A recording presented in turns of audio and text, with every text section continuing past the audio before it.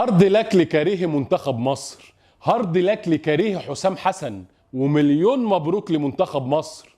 يلا كده كل واحد يرجع على الجحر بتاعه يستخبى زي الفيران وتحاول المرة اللي جاية ان شاء الله.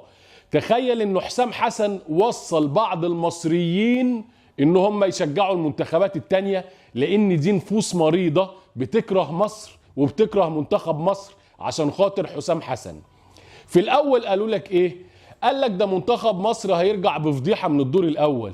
مين يا حبيبي انت وهو اللي يرجع بفضيحه؟ منتخب مصر اكتر منتخب حصل على البطوله 7 مرات يخرج من الدور الاول بفضيحه؟ ربنا نصر المنتخب ونصر حسام حسن، والناس عدت اول مجموعه من الجوله الثانيه. بعديها قال لك ايه؟ ده احنا في دور ال16 بنين هتخرجنا على طول. بنين مين والناس نايمين؟ منتخب مصر مع احترامي الكامل لبنين يخرج منها في دور ال16؟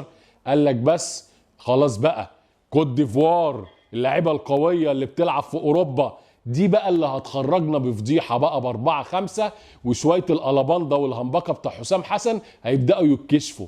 يشاء السميع العليم انه ربنا يكرم حسام حسن النهارده اللي هيبقى من افضل مديرين فنيين في تاريخ مصر، ويعمل ماتش يا جماعه للتاريخ. ماتش النهارده حسام حسن للتاريخ. ايه هنعديها كمان؟ ماتش السنغال بقى ماتش السنغال ان شاء الله باذن الله هنعديه وهنكسبهم وهنلعب في نهائي، وان شاء الله باذن الله منتخب مصر هيكون بطل افريقيا. بطلوا غل وحقد بقى. ايه القرف ده؟ ما بتتكسوش على دمكم؟ ناس يبقى منتخبها بيعمل الاداء ده وكسبان واصل نصف نهائي كاس افريقيا وقاعدين متضايقين. ده احنا وصلنا لمرحله يا اخي ان خالد الغندور ومحمد فضل قبل الماتش بيومين بنتوقع فوز كوت ديفوار. هو منتخب مصر ده شفاف يا جماعه؟ ده حسام حسن مدير فني محترم بالجهاز بتاعه، صلاح، مرموش، الشناوي، تريزيجيه، امام عاشور، في نجوم في المنتخب يا جماعه. احنا نروح نعمل حساب لكل منتخبات افريقيا؟ احنا افضل منتخب في افريقيا يا جماعه. كفايه غل وحقد بقى. ربنا النهارده نصر حسام حسن. لما تتفرج عليه النهارده في الملعب، لا منتخب مصر حاجه تفرح بجد. رجع شخصيه المنتخب بجد، خلاك قاعد وانت عندك ثقه. انت بتلاعب كوت ديفوار اللي عندها نجوم وعتاوله في اقوى دوريات العالم، والراجل رسم الخطه المظبوطه 5 ورا، وجاب حسام عبد المجيد عشان الاطوال اللي موجوده عندهم في خط الهجوم، زق حمدي فتحي في نص الملعب جنب مروان عطيه عشان يقفلها، وحط امام قدام رقم 8 عشان يعمل حلقه الوصل ما بين الوسط والهجوم، وحط 2 قدام اللي هو مرموش وصلاح. وسبحان الله حسام حسن العبقري اللي هو عمله وذاكره شفناه على ارض الملعب ازاي. رقم 8 امام عاشور عمل جونين للفرودين اللي موجودين قدام. الجون الاول لعمر مرموش في الشوط الاول، والجون الثاني لمحمد صلاح. هل كده كل ده اعتباطا؟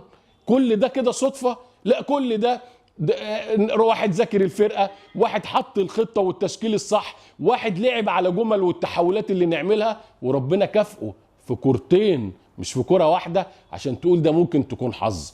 نروح للهدف الثالث بتاع رامي ربيعة يا جماعة، برضو شغل في التدريبات. حسام حسن من ايام المصري لما كان ماسك المصري البورسعيدي راجل بيعرف يلعب على الكورنرات كويس قوي. وشفنا الماتش اللي فات جون لياسر ابراهيم من ضربة ثابتة من ضربة ركنية. شفنا الماتش ده برضو ضربة ركنية رامي ربيعة. يعني في شغل يا جماعة، في اجتهاد. تاني حاجة حسام حسن والجهاز اللي معاه عشان مصريين قلبهم على المنتخب، مش جايين ياكلوا عيش بيتحرق. يعني ما بينامش، يقعد يحط خطة ويفكر ويسوي ويعمل، يقف على الخط يتنطط. ناس بتحب منتخبها وبتحب بلدها. لكن واحد اجنبي او انطاجي نصاب يجي كذا كذا كذا انا اتغلبت اخد شنطتي واروح وعايز الشرط الجزائي، الكلام ده مش موجود. علشان كده اغلب نجاحات منتخب مصر مع العظيم حسن شحاته ربنا يشفيه، مع العظيم محمود الجوهري الله يرحمه، وان شاء الله باذن الله حسام حسن هيكمل المسيره بتاعت الجوهري وحسن شحاته عشان يبقى كسبنا مدير فني مصري رجع شخصيه وهيبه المنتخب وبيتعامل بالجنيه المصري مش بالدولارات. واحد وصلك نص نهائي، وان شاء الله باذن الله نوصل نهائي وناخد البطوله ونروح كاس العالم كمان ان شاء الله نعمل مفاجاه هناك. لا، شابوه شابوه لمنتخب مصر، لحسام حسن، الجهاز الفني، اللعيبه اللي اقل كلمه تتقال عنهم، اقل كلمه، رجاله فحوله في الملعب، دكوره كانت في الملعب النهارده. العيال بتاعت كوت ديفوار النهارده كانت عماله تفرك، كانت عماله تضرب، في الاخر قعدوا يعيطوا. ايه ده؟ في رجاله في الملعب من اول الشناوي بخط الدفاع لغايه صلاح ومرموش. لا، منتخب عارف هو بيعمل ايه. يعني تخيل ان انت بتلعب بخمسه ورا واتنين في نص الملعب، وكوت ديفوار قدرت تحرز هدفين. يعني انت بقى لو بالدماغ الهبله بقى لعبت باربعه ورا وفتحت الملعب، ده كانوا كسبوك 5-6. لكن في مدير فني عارف قدراته وعارف قدرات المنتخب اللي قدامه، عارف هيلاعبهم ازاي، هيحجمهم ازاي، وفي المرتدات هيعمل ايه، وفي التحولات هيعمل ايه. وقد كان شفناه في الملعب. مليون مليون مليون مبروك لمنتخب مصر اللي شرفنا النهارده. وخلي بالك، السنغال الركب بتخبط في بعض، المغرب الركب بتخبط في بعض، نيجيريا الركب بتخبط في بعض، عشان هم عارفين مين منتخب مصر وتاريخ منتخب مصر و7 بطولات قبل كده. وكمان عارفين ان المنتخب لما بيقفل الدنيا ورا ويلعب على التحولات والمرتدات بيكون شكله عامل ازاي. مليون مبروك للشعب المصري، كلنا في ظهر المنتخب وفي ظهر حسام حسن واللعيبه. وان شاء الله يوم الاربع اللي جاي نحتفل بفوزنا على السنغال عشان نرد الطارين اللي لينا عندهم، الطار بتاع كاس العالم وبتاع نهائي افريقيا ايام كيروش.